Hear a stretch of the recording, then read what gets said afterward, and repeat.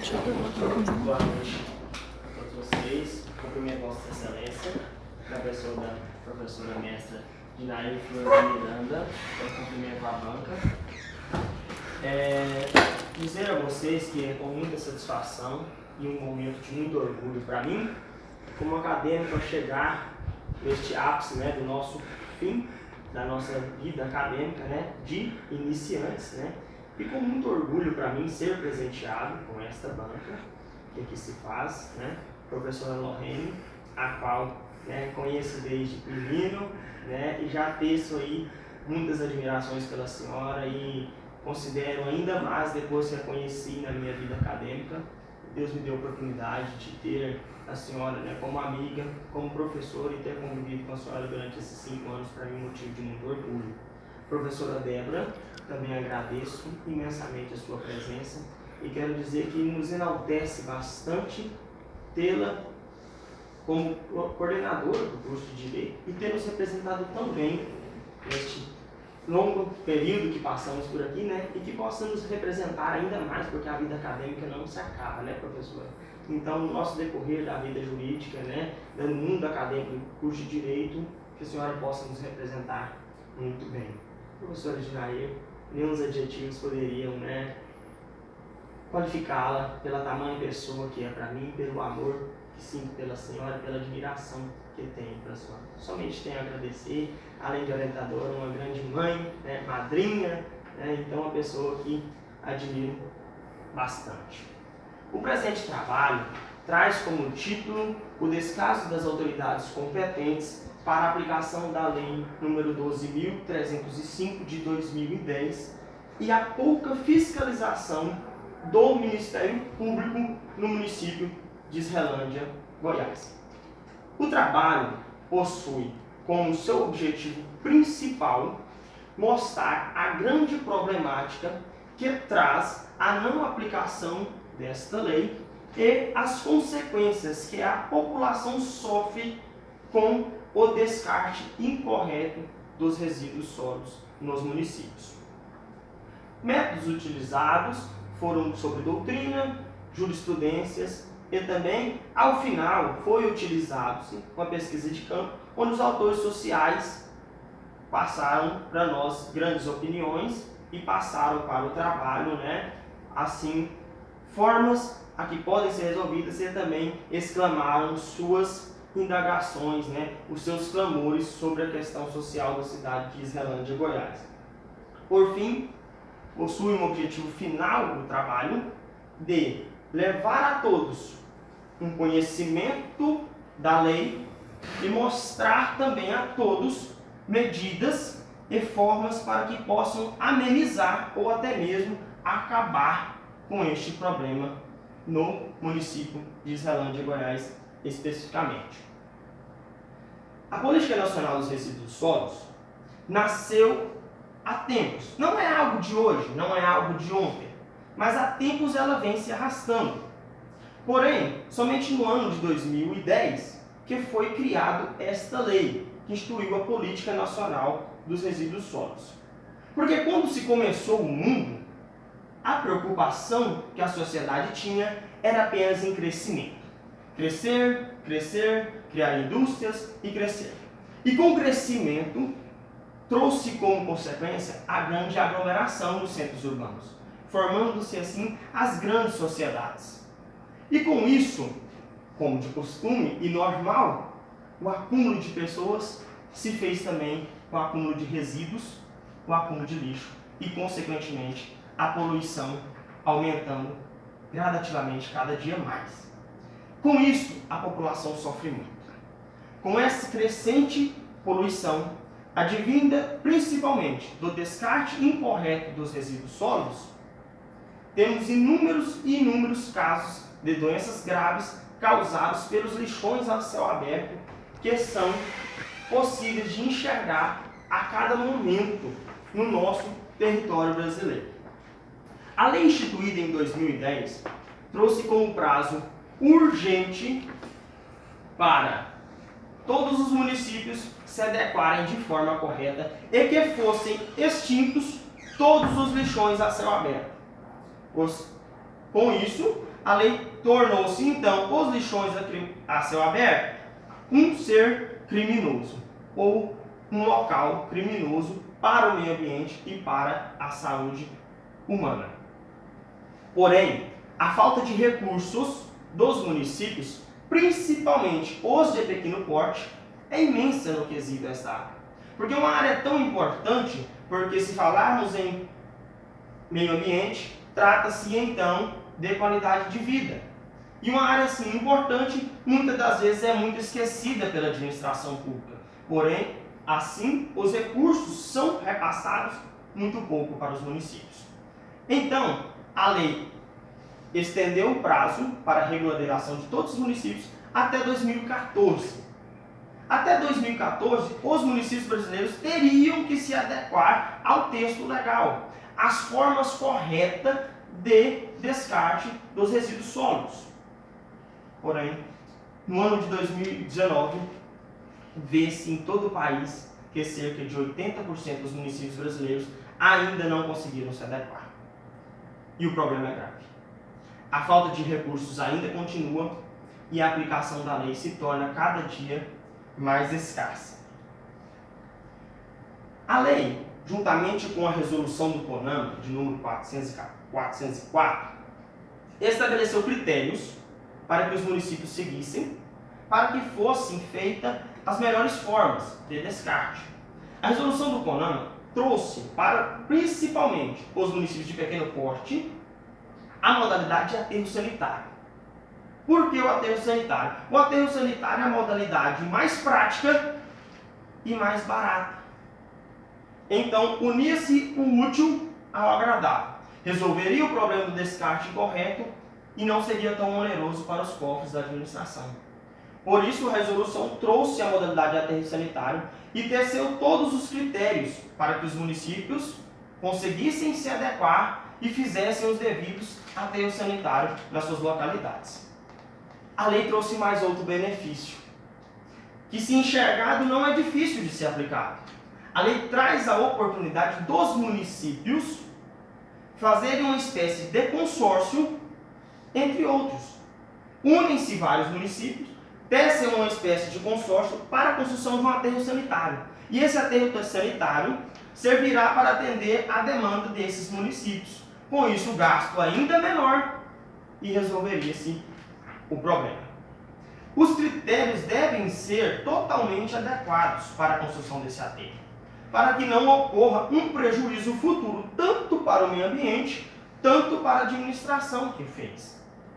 Tratamento de gases, tratamento de águas fluviais e, principalmente, a escolha do local onde é feito o aterro sanitário são critérios indispensáveis. E a administração pública deve se ater a todos esses critérios. No município de Israelândia, a situação é muito diferente. A precariedade do município torna-se um lixão totalmente criminoso, além de muitos outros que possíveis ver. O lixão municipal de Israelândia, a céu aberto, se encontra numa localidade de menos de 1.000 metros do centro urbano e menos de 1.000 metros do maior potencial de água doce do município, que é o Rio Claro. O Rio Claro abastece a cidade de Israelândia e cidades circunvizinhas que, numa situação geográfica abaixo, se abastece das águas desse rio. Infelizmente, nos dias de hoje, a água desse rio é completamente contaminada, pois os lençóis freáticos que saem da lixão a céu aberto de Israelândia se escorrem totalmente para o rio.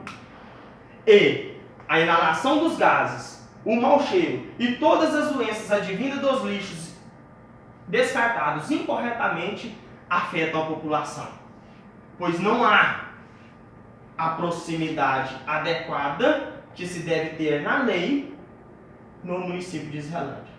O lixão é dentro da cidade e perto do rio. A população sofre diariamente com esse mal. Doenças são causadas por causa disso. E se nota uma inércia da administração pública no tocante a esse assunto. Não se vê nenhuma movimentação, nem de atos sociais, nem se buscam a melhoria. E se tratando de um ponto ainda mais específico, o trabalho trouxe sobre a questão da coleta seletiva e na situação de Islândia é ainda mais precária, pois a coleta seletiva do município não possui sequer um caminhão de coleta dela. O lixo coletado nas ruas da cidade são coletados em um caminhão caçamba, onde os agentes que trabalham, os colaboradores públicos que recolhem esse lixo, têm completamente contato com o lixo. Estão ali expostos a toda a doença, a toda a inalação dos gases daqueles lixos. E a administração não se toca. A administração não olha por isso. E simplesmente o trabalho continua. A lei não se aplica. Simplesmente se faz. Se recolhe o lixo. Se recolhe o lixo. Não se faz coleta no município de Islândia, Goiás. Quando se avalia a situação momentânea, é trágico. É simplesmente triste. O lixão municipal traz uma espécie de sentimento de luto, de morte do município, de morte da natureza, de morte das gerações futuras, de morte do abastecedor de água doce, que é o Rio Claro.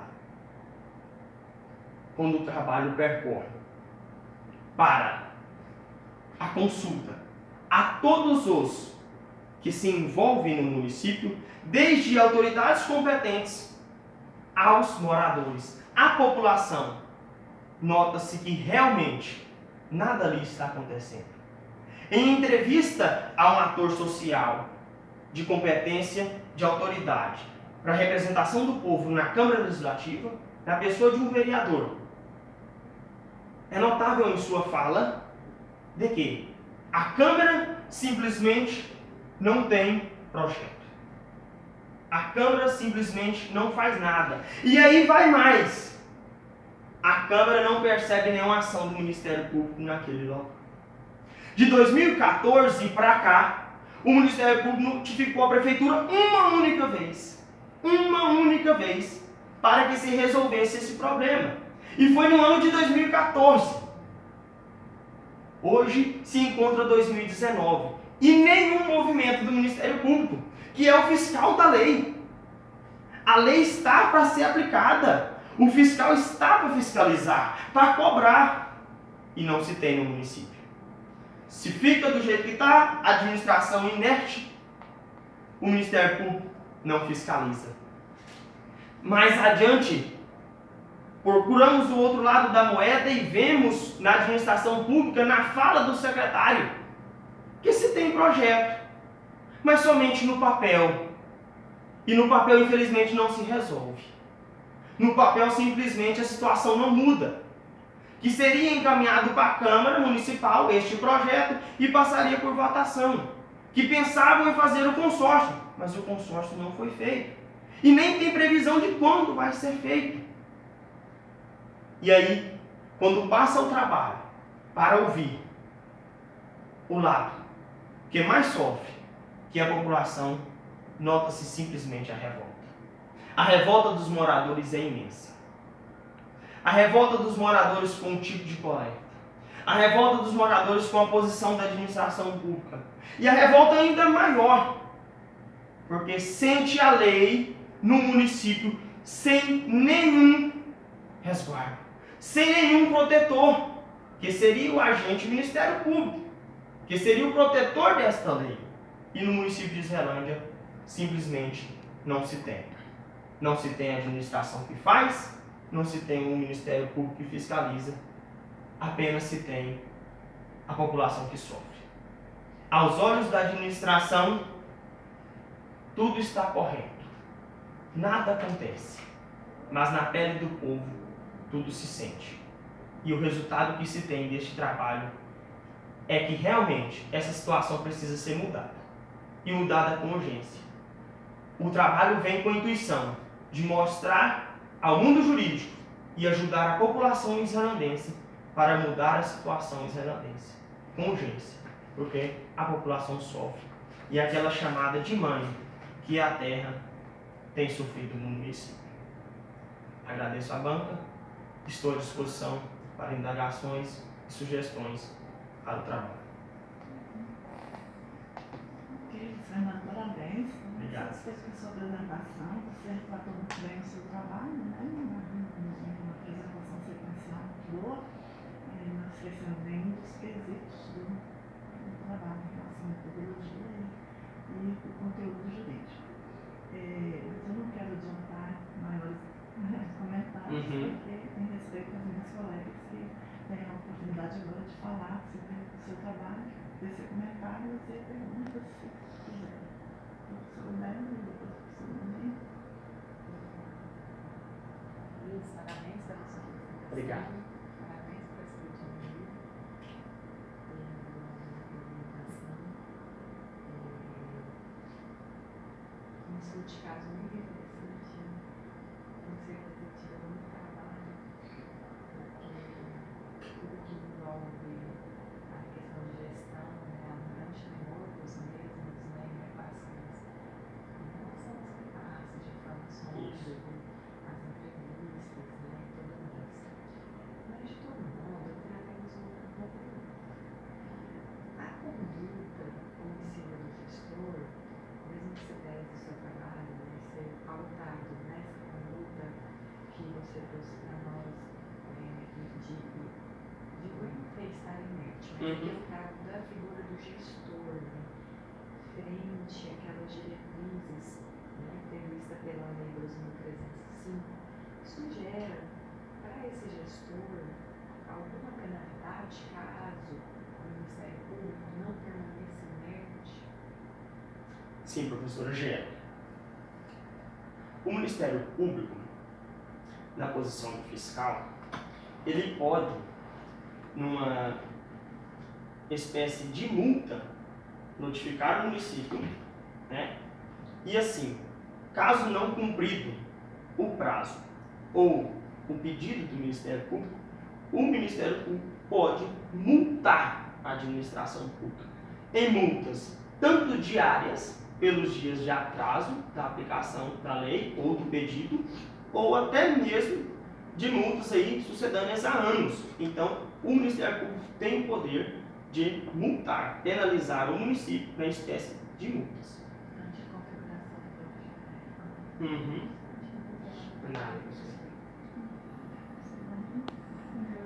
do Boa noite, professor. Realmente parabéns pela sua apresentação. Parabéns principalmente pela delimitação do seu tema, né? A gente às vezes sofre com temas muito amplos e essa ideia da delimitação é importante exatamente para a pesquisa. Você vem com uma bagagem interessante, que já é até característico, né, dos seus trabalhos, que é a pesquisa de campo. E eu te falo, isso aqui não serve só para o município de Ceilândia, né? Isso aqui pode ser usado para uma série de municípios que nós vemos. E a solução que você apresenta é uma solução até simples, né? Você traz a questão do consórcio como um ponto que poderia ser feito, está aí para ser feito. No entanto, há um descaso das autoridades e também o Ministério Público acaba não atuando de modo a fiscalizar esse não cumprimento da lei. Eu não tenho nenhum questionamento para te fazer, só te parabenizar mesmo e fazer essas considerações. É um trabalho que eu te recomendaria, enfim, levar para o pessoal, para as autoridades, até mesmo, né, eu que morei em Ceilândia há muito tempo, eu praticamente nasci lá, né? Só fui morar para nascer mesmo, voltei para lá, eu acho.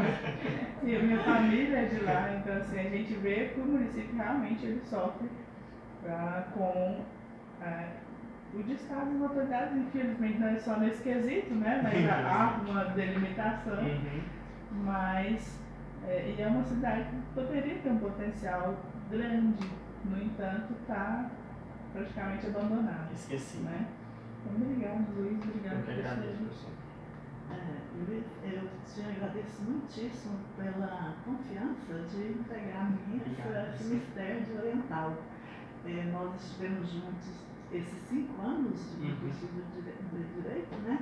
E no final, você, para mim, me deu um fechamento aqui nessa etapa, a turma de vocês, um fechamento com chave de ouro. Eu te parabenizo pela obediência até à orientação e persistência à pesquisa, como você foi detalhista, como você foi eloquente, como você abraçou o tema. Isso me faz muito feliz quando eu vejo um aluno que está com interesse de transformar uma realidade. A gente vê que quando você trazia os resultados para mim, você falava com muito entusiasmo, querendo ir resolver. Se pudesse colocar você mesma a mão e resolver esse problema do lixão, você o faria. Mas fica aí a sugestão da professora Lorraine, né? Desenvolve bem esse projeto e chega junto com essas autoridades, e eu penso que você pode fazer isso, senão a médio prazo, um pouquinho mais adiante, mas você consegue. Eu penso que você está preparado para enfrentar uma vida profissional, né? Essa questão dos problemas sociais, né? É muito importante quando o profissional não se atém só àquelas questões doutrinárias, teóricas, né? Legalistas, mas se preocupa com isso, com esses problemas sociais, né? Para buscar soluções também. Isso satisfaz muita gente que acompanhou, né, toda essa vida acadêmica. Parabéns pela sua apresentação. Obrigado. E a gente convida você a sair um pouquinho para deliberar no seu nome. Daqui a pouquinho a gente passa. Agora não estou, né? Ali o. Uma mão, né? Eu já entrego agora aqui, ó. Agora acho que eu. Não, o Luiz que até o Eu entrego final. agora aqui, ó. O Luiz que até o final. Faz um paprego, né?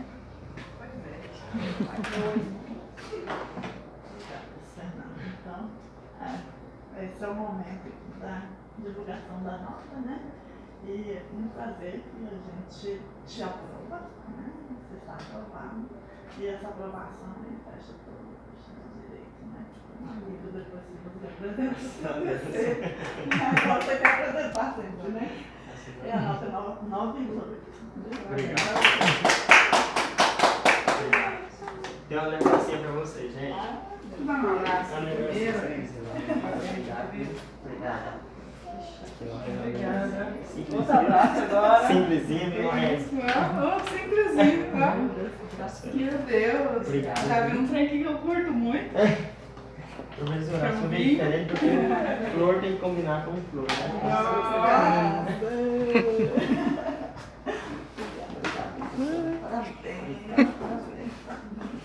Faz pose. Salva de óculos. De óculos. Não, é famoso que usa óculos. Cantor famoso, ator famoso. Pronto.